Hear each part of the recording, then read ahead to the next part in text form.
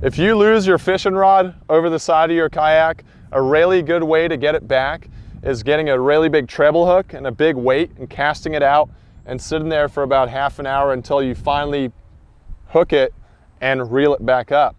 Or you can get a rod leash. Hobie makes a rod leash, and these are pretty awesome. They're pretty simple and they're pretty cheap.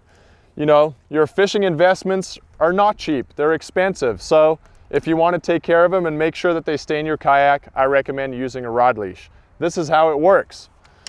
You take your rod, and on the rod leash, there's a male and female clip right here.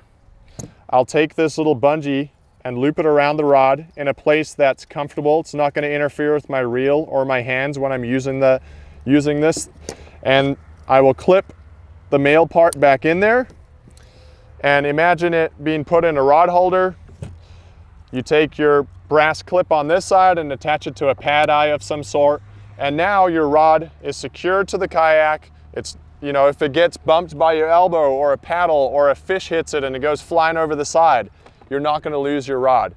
Another cool thing about this clip is if you get tangled, you can take it apart, undo the tangle, and secure it again. So I recommend investing in a rod leash if you want to keep your rods and reels on your kayak at all times.